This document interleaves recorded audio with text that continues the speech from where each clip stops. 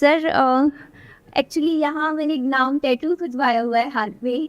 आपने हाथ पे टैटू बनवाया हुआ है, उस पे क्या लिखा हुआ है? मेरे हस्बैंड का नाम है। उनकी डेथ हो गई थी, 3 साल हो जाएंगे उनको गुजरे। तो जब उनकी डेथ हुई तो मेरा बेटा 45 दिन का था और ससुराल वालों ने मनहूस कह के घर से निकाल दिया था, कह के कि पाँव शुभ नहीं है। तो वो एक पॉइंट था जब न मेरे पास पैसे भी नहीं थे, 1 रुपया भी नहीं था, ना कहीं से कोई सपोर्ट भी नहीं था। और एक रात ऐसी थी जब मैं मेड की नौकरी देख रही थी खुद के लिए कि शायद बच्चे को साथ रख के यही नौकरी कर पाऊँ। वैसे मैंने बीटेक किया हुआ है, तो 2 साल मैंने काम किया, मेहनत करी और आज मेरे पास खुद के 2 फ्लैट्स हैं जो मैंने खुद अपने दम पर अपने पैसों से ख़रीदे हैं।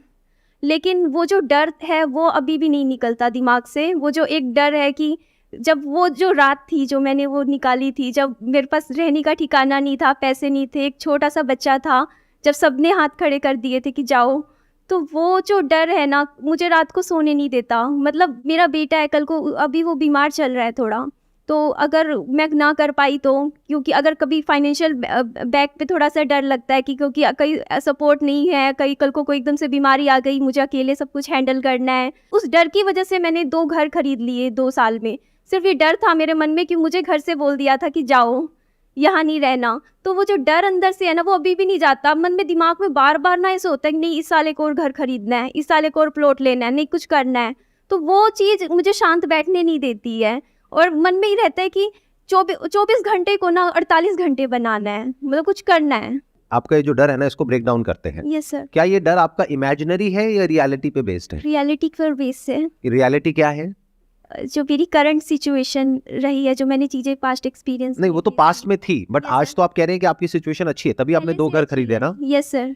आप अभी भी अकेले ही अपने बच्चे का टेक केयर कर रहे हैं? Yes sir. You are independently handling everything? Yes sir. तो देखो, डर 2 तरीके का होता है, एक होता है इमेजिनरी, एक होता है रियलिटी पे बेस्ड। तो आपका डर एक स्टैंड पॉइंट से इमेजिनरी है, यानी कि पास्ट में ऐसा हुआ, अब दोबारा से ऐसा हो गया तो क्या होगा। तो दोबारा से ऐसा नहीं हो सकता प्रैक्टिकली, क्योंकि ये जो आपके 2 घर हैं वो आपके अपने नाम पे हैं, तो आपके नाम पे जो घर है उससे आपको कोई बाहर नहीं निकाल सकता। That is one. अब आपके अंदर ये डर आ रहा है कि अगर कल को मेरे बेटे को कोई हेल्थ से रिलेटेड इश्यू हो गया, जो आप कह रहे हैं कि अभी थोड़ा बहुत हेल्थ में प्रॉब्लम चल भी रही है, तो आपको क्या करना है कि अपने बेटे की और अपनी जितनी जल्दी हो सके उतनी जल्दी हेल्थ इंश्योरेंस करानी है।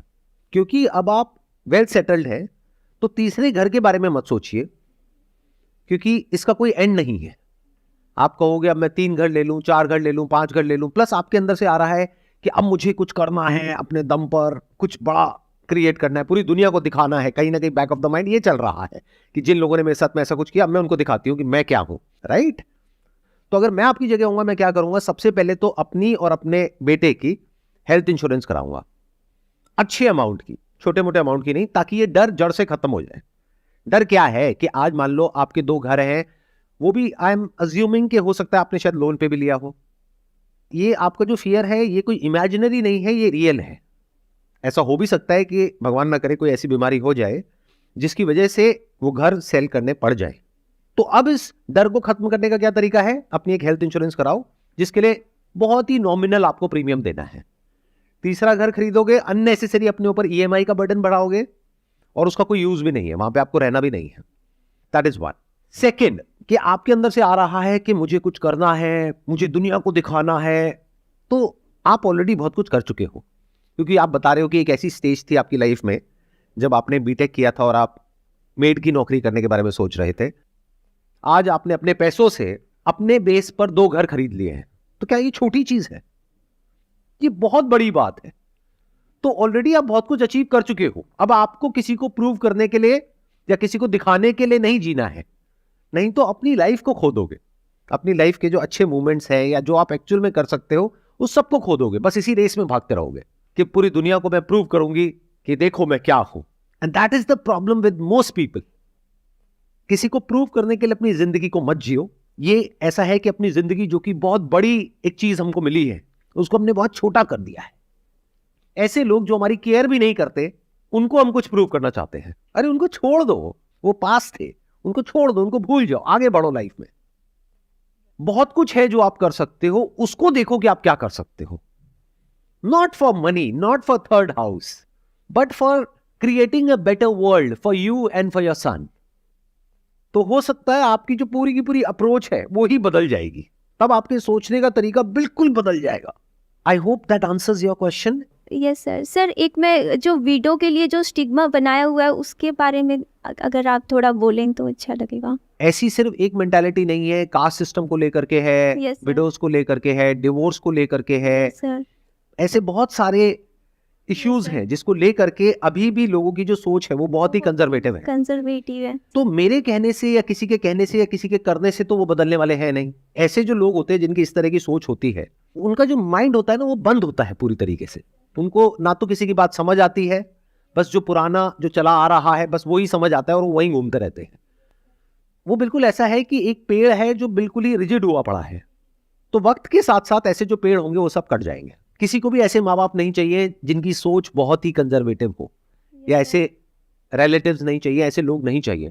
तो जब यंग जनरेशन को ऐसे लोग चाहिए ही नहीं तो उन लोगों का होगा क्या, सोचो. तो वो लोग इसलिए नहीं बदलेंगे क्योंकि उसमें आपका फायदा है, वो इसलिए बदलेंगे या उनको इसलिए बदलना पड़ेगा क्योंकि उसमें उनका फायदा है. आज की डेट में भी बड़े बड़े शहरों में, मैं गांव की तो बात ही नहीं कर रहा, कि जब पता लगता है, वैसे तो इलीगल है कि आप पता नहीं कर सकते अल्ट्रासाउंड में कि लड़का है लड़की है, लेकिन आज भी ये हो रहा है कि जहां पे पता किया जाता है कि पेट में लड़का है लड़की है तो गिरा दो. Yes sir. इसमें हाथ किसका है?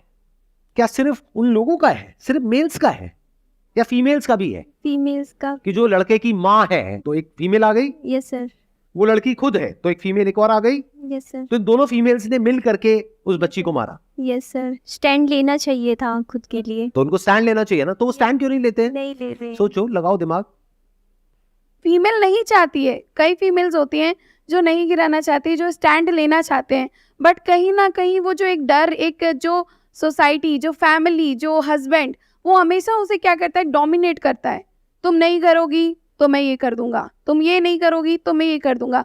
फीमेल्स को, मुझे आज भी, मैं यही क्वेश्चन अभी पुट ऑन करने वाली थी कि फीमेल्स को आज भी कहीं ना कहीं इतना डोमिनेट कर दिया जाता है कि तुम कुछ नहीं हो. सर्कमस्टेंसेस ऐसी बना दी जाती है उसके सामने, तब उसे ये करना पड़ता है. This is not a valid point. ये बिल्कुल ऐसा है कि मैं अगर आपके लिए एक ऐसे सर्कमस्टेंसेस बना दूं कि आपको मर्डर करना पड़ेगा, अगर आप नहीं करोगे तो आपको इस घर से निकाल देंगे, कर दोगे मर्डर. आज की डेट में जो लॉज हैं इंडिया में वो इतने स्ट्रांग हो गए हैं जिसकी कोई हद नहीं है विमेन के स्टैंड पॉइंट से. तो बहुत सारी विमेन इसका मिसयूज भी कर रही हैं कि अगर एक आदमी ने कुछ गलत नहीं भी किया है, लेकिन अगर विमेन चाहे तो उसकी और उसकी पूरी फैमिली की धज्जियां उड़ा सकती है एक सेकंड के अंदर अंदर. लीगली इतना स्ट्रांग है जो लॉ है. कितने मेरी इस बात से एग्री कर रहे हैं?